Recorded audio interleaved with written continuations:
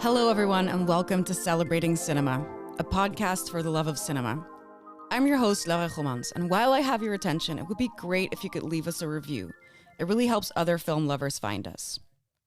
Our next film club screening will be on October 16th, where we're visiting Luca Guadagnino's Challengers, a feverish game of love, power, and tennis, to coincide with our upcoming episode on Desire and the films of Luca Guadagnino. You can find the link in the show notes. Today, Elliot sits down with Dutch filmmaker Sven Bresser to discuss his debut feature Rietland. It's the story of Johan, a reed cutter in a remote Dutch farmland, who discovers the body of a young girl on his land and begins a haunting search for the truth. This brilliant first feature film has made waves as the first Dutch film selected for Cannes in nearly 30 years, and it's the Netherlands' official submission for the Oscars. Here's Elliot with Sven. Hi, Sven. Welcome to Celebrating Cinema. How are you doing?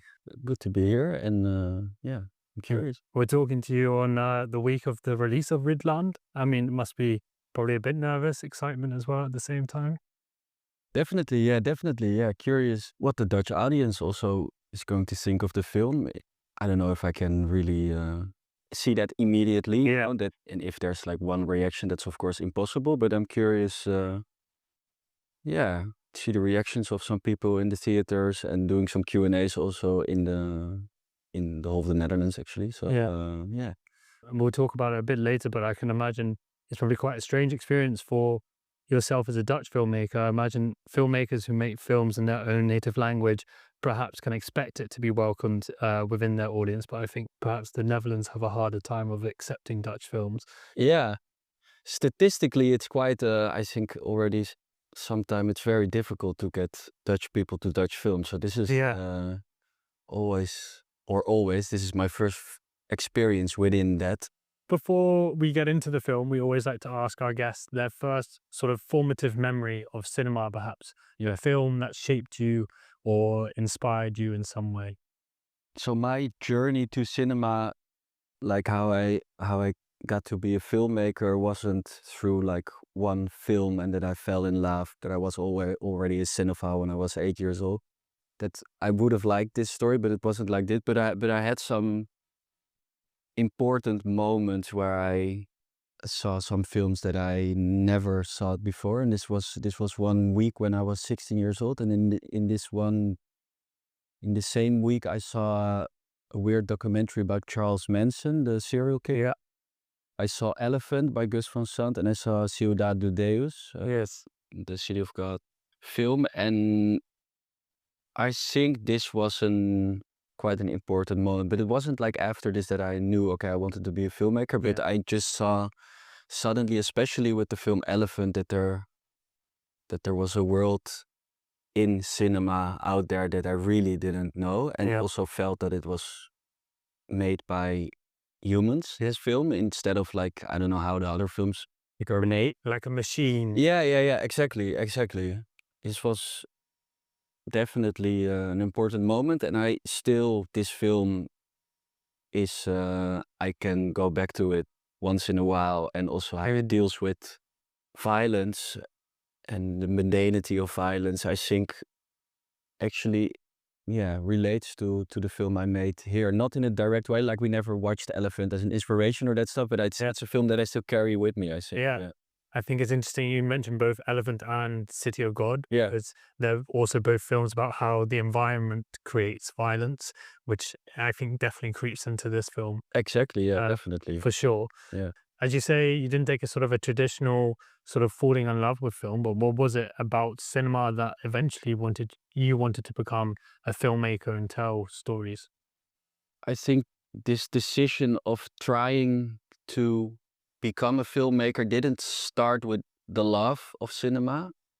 This started to grow later, unfortunately, maybe. I hoped that I had this romantic story that I really fell in love with it, and from there this filmmaking ambition grew. But it was first just recognizing that I was very bad already since a young age in concentrating, and recognizing that I maybe couldn't do a theoretical study, that this was not the path for me. And I was just thinking about, okay, what can I do in life? And I also recognized that I can only concentrate on something when I really wanted it to exist. Or so I thought it should be maybe something where life and work is not so a distinction, where it's more of the same thing.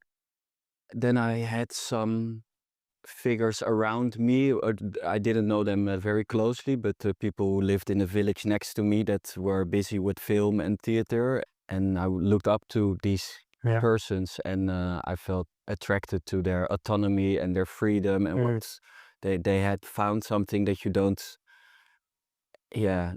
have to be intellectual for, or you have for me I had this kind of thoughts, you have to this is detached from a theoretical study. And this was very much simple thoughts that I was dealing with when I was young, like I cannot do this, maybe I'm just going to work in a bar, in a restaurant. But then I was like, I don't know if I can manage that also with my concentration problem, maybe.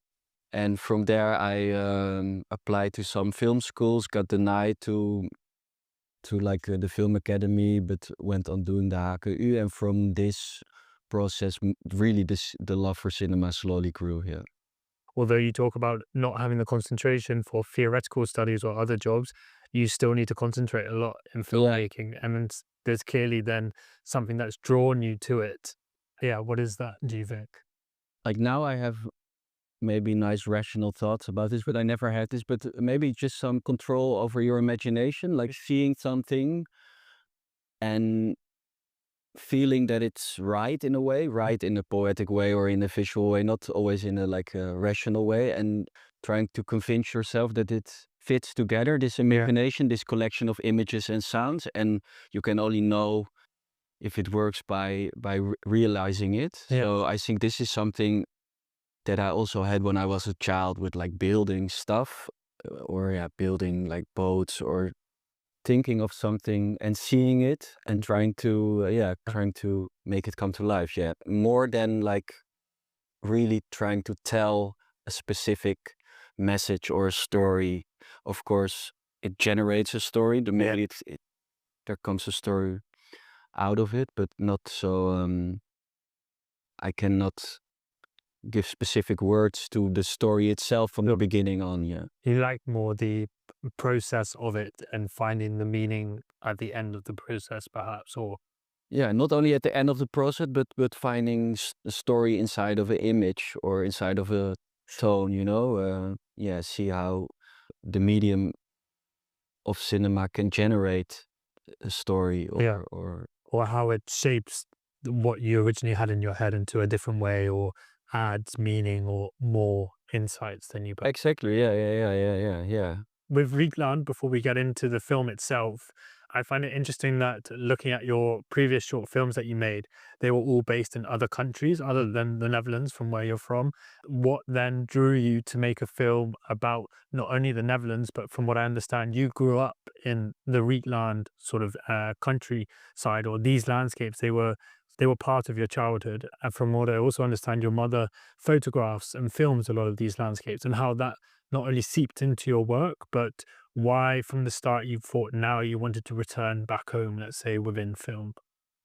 I really felt this this urge very strongly, that I wanted to make my first debut film in the country I was born. I actually felt, if this fails, if I cannot make a film within my own country, then I maybe just has to stop it. I don't know why. This is maybe a stupid thought, but I recognized it in myself that I don't want it to put the camera in this country where I was from. And I see it also in the generation of filmmakers a lot, that people go outside of our nation, and they don't feel so attractive to put our visual tools in this place. So my urge was big to do this. From there, for me, it was a very logical choice to do it in a specific landscape that I knew since I was young, but it was a landscape that isn't existing anymore in the place where I grew up. I was born in a small village surrounded by reed beds, but the reed harvest died out there in the early 2000s due to different socioeconomical circumstances. And when the reed is not cut, the trees will take over. So nature reserve companies will make different plans for this kind of landscape. So the landscape changed, but it's still very ingrained into my memory, also due to the photographical work my mom made in this landscape in the 90s. Yeah, and from these experiences and thoughts, some things started to grow, and I started to search for the same kind of landscape, and I found it up north in Holland in the Kop van Overijssel. Yeah. And I say this as totally a compliment that it feels a very Dutch film in all the right ways. I mean, I know when Dutch people say it, it's often a criticism or it falls into certain cliches, but again, we'll get into that a bit later. But what is the story of this film, of Rietland? I think in the film we follow a man whose existence and daily life is very much connected to the nature he works in, and this relation gets disrupted by him finding a body of a murdered and a raped girl on his land, and he gets alienated from his daily life and from his surrounded and starts looking for answers. It's a film about a man, nature, and evil, and I think with the film we try to explore the connection between those three things. Yeah. To bring back the mention of City of God and Elephant, I was talking about how the environment creates evil or creates violence. And I think you feel this in this film. I think not only are you trying to, there's sort of a global aspect, right, of this farmer's work, let's say, or reed cutter is being modernized or globalized from China, for instance. But then how we see that as perhaps a violence from outside. They also direct the blame of who could have raped and murdered this girl from outside of the village. But I think what the film does really well and subtly is it creates its own darkness by following Johan on his own journey for the truth. But then we start to see that there's perhaps more evil from within the place that he's looking for answers. Yeah, this is a reading that comes very closely to how we thought of the first images and ideas. I think they were all charged with this question of, is evil coming from outside or from within? And not as a question that you want an answer on, but more as a complexity of this question itself, you know?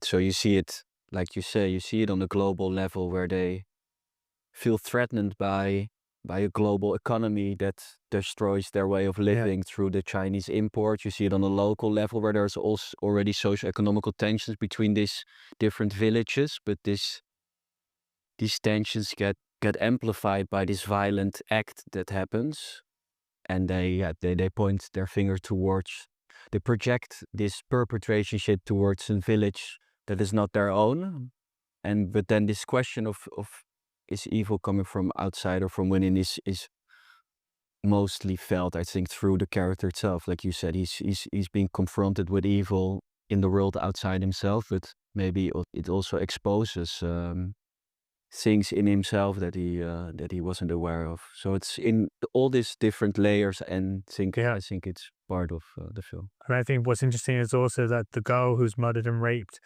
we never find out who does it, who's the perpetrator of this violence. And that's quite common with a lot of murders, that we don't ever actually find out. But I think what it also does is, and not only does she become a metaphor for all the things that we've discussed, it gets us to think about what could cause this, what could lead people to do it. So rather than putting all the blame on one individual for causing it, you have to then ask within yourself, why is this happening within the environment? Like I said, as I was mentioning before about how it really captures Dutch culture, I think, really well.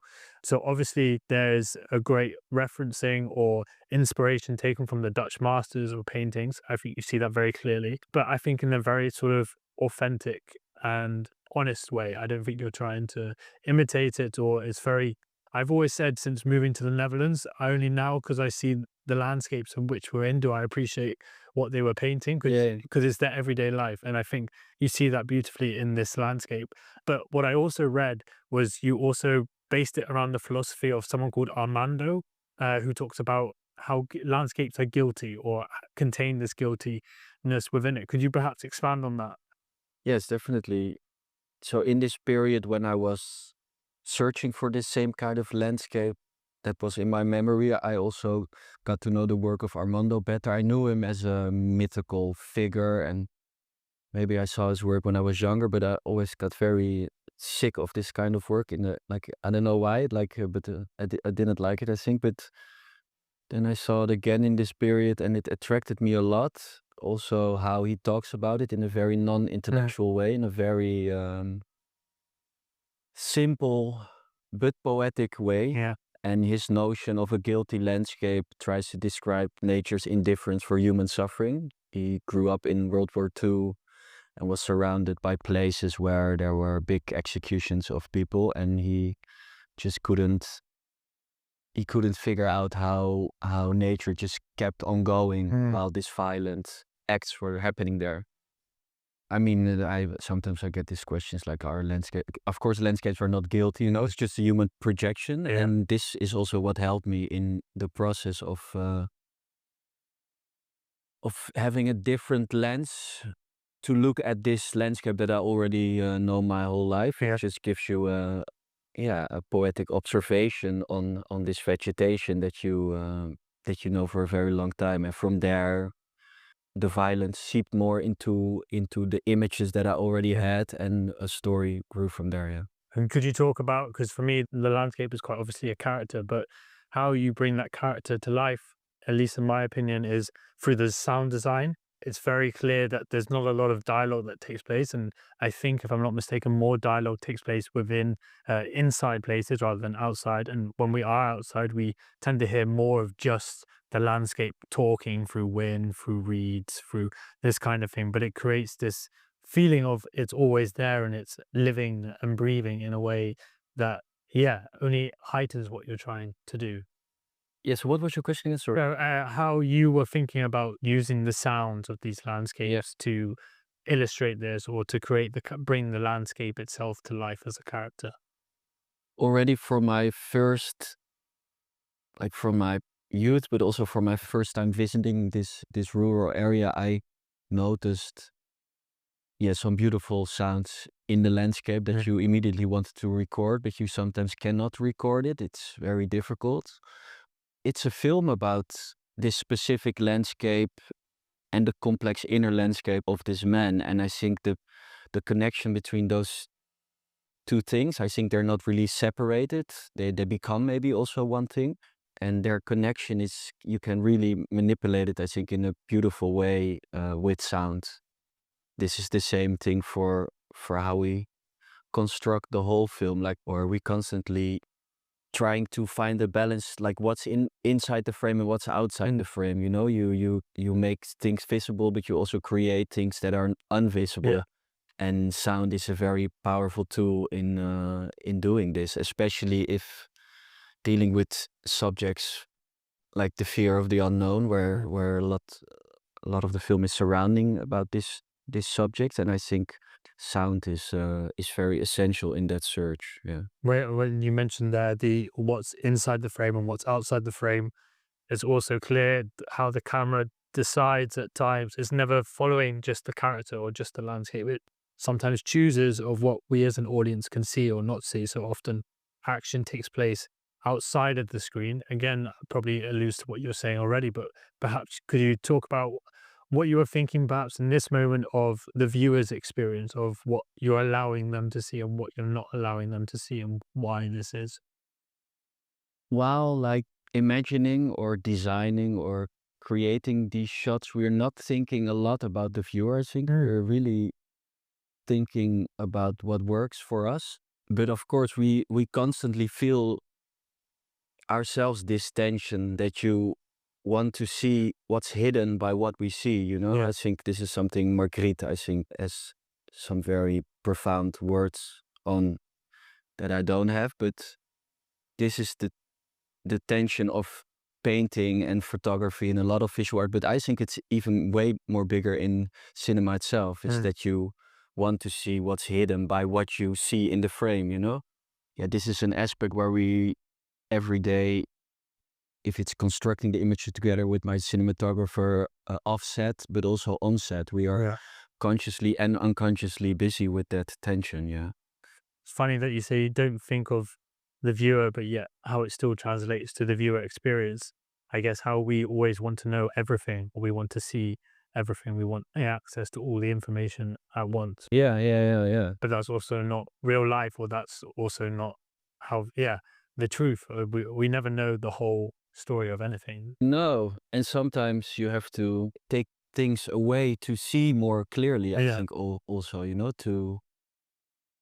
to really focus on something that is complex, you have to strip things away. You have to make things simple. This is also one of the choices that we really wanted to shoot in a specific place and approach this community as almost like a nation, and we shoot the film within the borders of this nation and community that has an own flag, their own songs, their own rituals, like this microcosm that is also controlled by global forces that they don't have control over themselves, and that's why they feel threatened. But this limited space was, I think, very important for us to explore this complex way of living and themes. I think, again, control is a key word you use there, because I think it's something we all feel in our own lives, but I think particularly in perhaps more rural settings where the traditions that we once had are no longer our means of survival, but also our own identity that's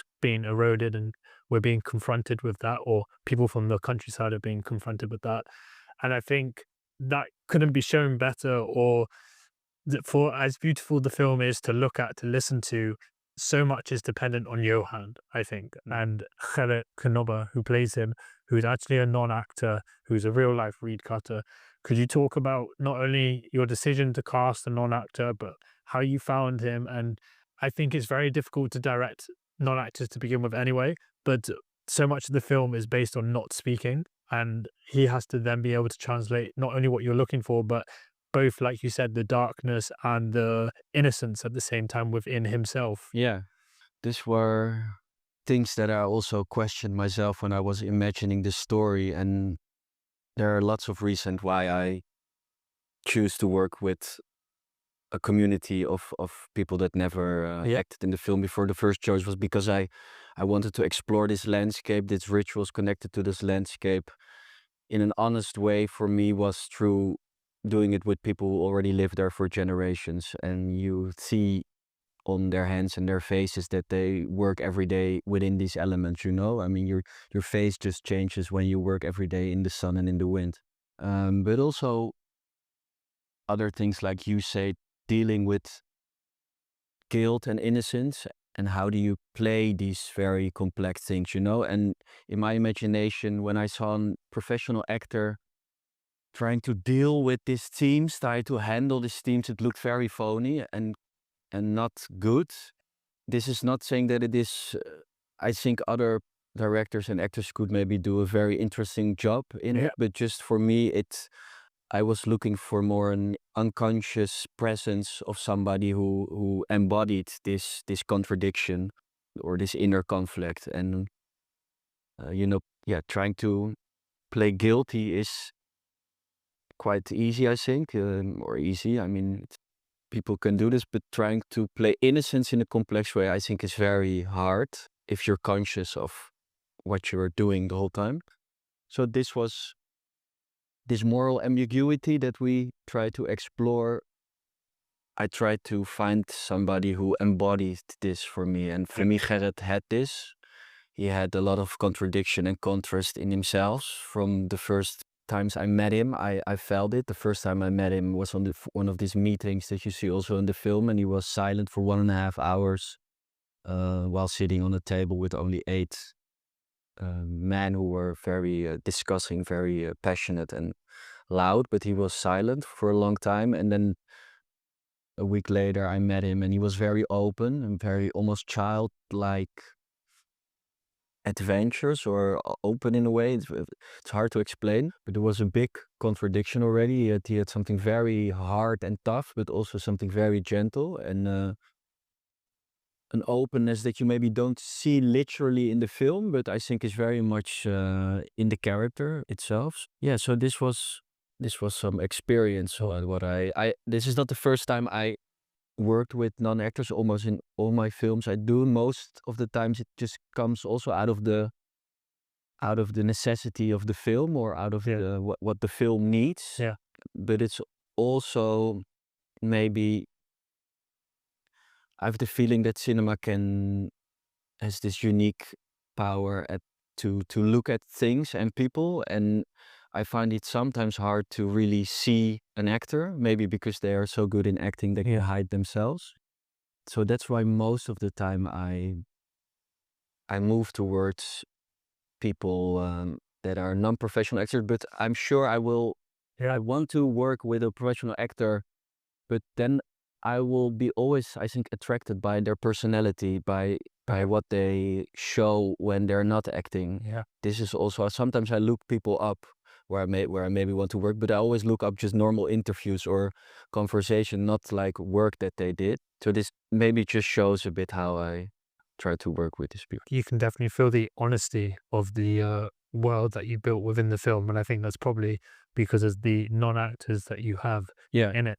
We're speaking in English, obviously, and this is obviously to attract an international audience and a Dutch audience. But for an international audience, could you perhaps talk about I think what's maybe missed in an international audience watching this is actually the political undertones of just how divided farmers are from the rest of the country. Like you were explaining earlier, you wanted to set it within this own nation, this own country, and I imagine you're referring to like this farmer area, and we have the elections coming up at a time where the farmers also have their own political party. I'm sure these are all things you were thinking about, and I think it felt to me as much of not only, I don't want to say a voice for them, but you get to see their lives play out, and you as a viewer perhaps develop more understanding and recognize the challenges they're confronted with because of modernization, globalization, etc. I felt it more of a bridge rather than like not only seeking sympathy or something, let's say. And I wondered if you could speak about that, and obviously with the elections coming up, how you think this film is situated within and around all the politics that are happening in the Netherlands. That is a hard question to me because it's, I think, maybe a lot of questions, but for me, the film is definitely a witness of the world we're living in. Like you say, it's very specific and local in the place, but you have exactly the same problems in different forms in Argentina, in Brazil, in India. You have massive farmer protests in India going on. Like you can find it everywhere in the south of France. It's just a community that loses control on the way how they used to live, and they feel threatened by this, and they try to find answers on this problem, and these answers are not as easily as politicians try to give them, or try to feed them. Yeah, and maybe this meeting in the scene quite a good exposition of what sometimes can happen. It starts with hatred towards this elusive stranger at the other side of the world, the Chinese, who are threatening their way of life. Afterwards, they come into a discussion of called bureaucracy, and where it's more of a conquer and divide situation, where the government officials name the other village that they are already feeling right about the choice that are made, and they divide the two villages within this meeting, and the real hatred ends to this stranger that is on the other side of the lake, and this is, in the film, it's an anonymous stranger.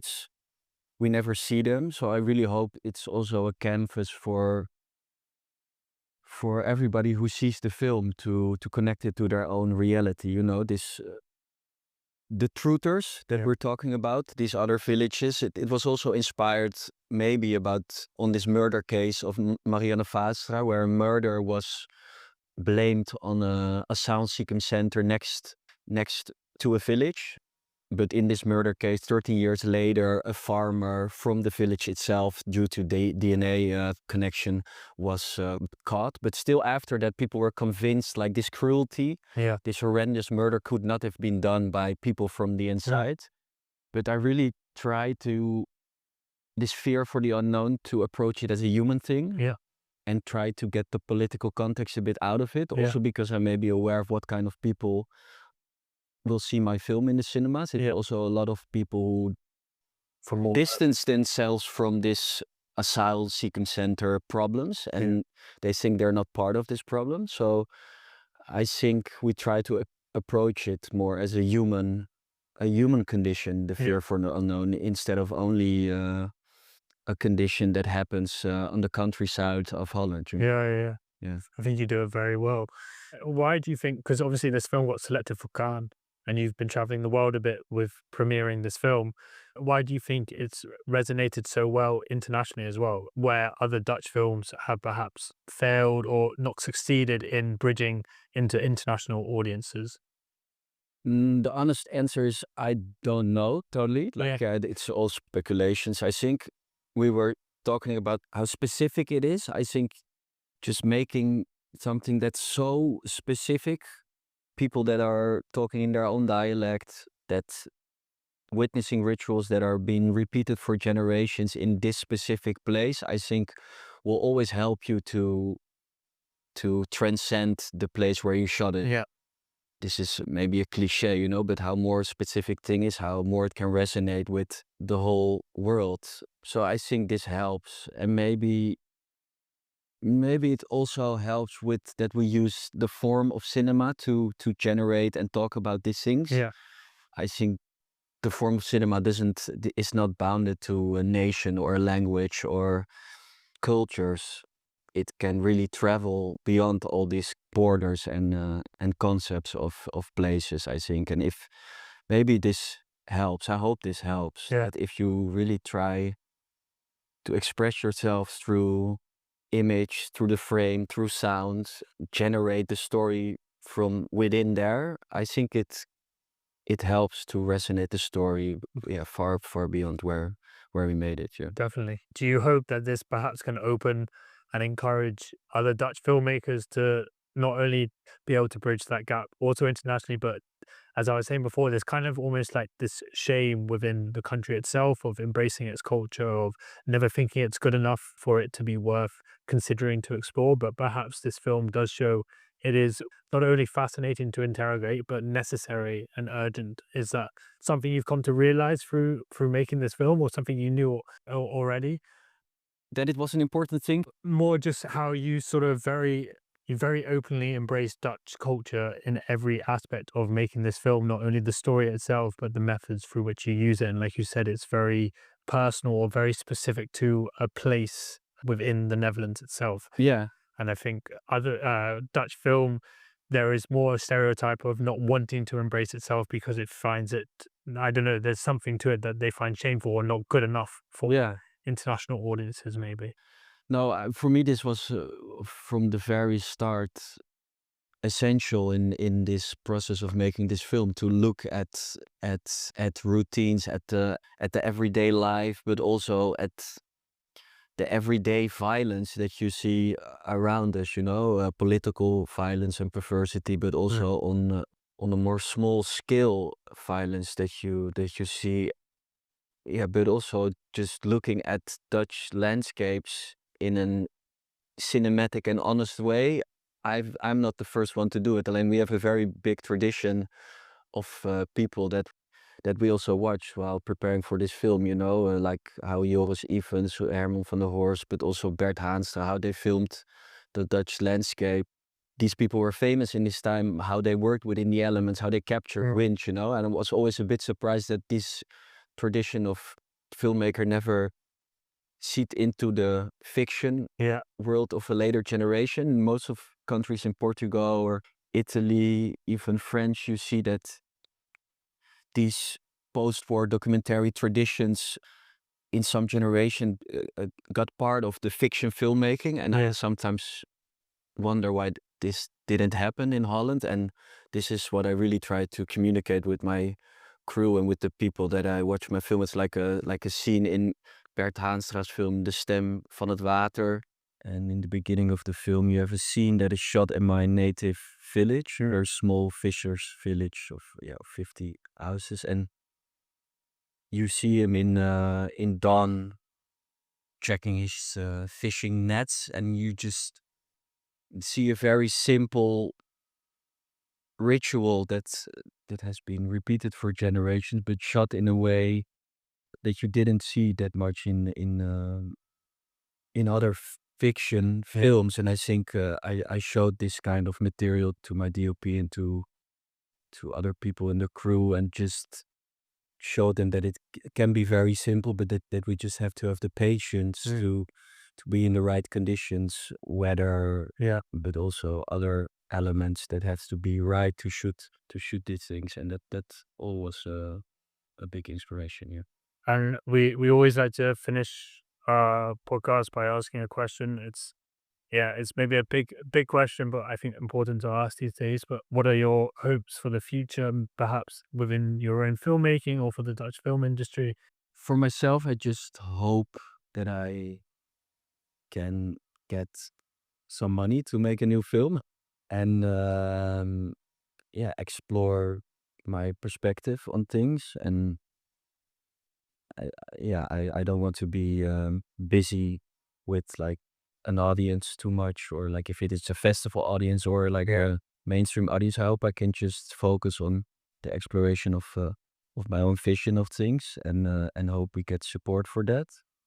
In terms of a more global perspective on that, I hope people get the chance to take risks and to develop their way of making film through the medium itself, and that people have the space to not only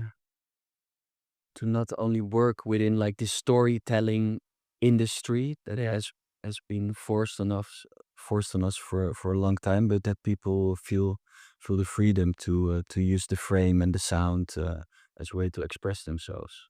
I hope you continue to receive money to make films. I hope you continue to make Dutch specific films like this. And I hope this film also gives other filmmakers the confidence to do so as well. But thank you, Sven. It was great talking to you. Thanks a lot, Elliot. Thanks. You can book your tickets to Rietland, now screening at Lab 111. The link is in the show notes. We'd love to hear your thoughts. Write to us and let us know if Rietland struck you as deeply as it did us. Do you love what we do? Support us by leaving a review on your favorite podcast platform. It really helps us climb the ranks of the podcast charts. This was a Lab 111 production, edited and produced by Elliot Bloom, with music from Hugo Emmertsal and artwork from Studio FFF.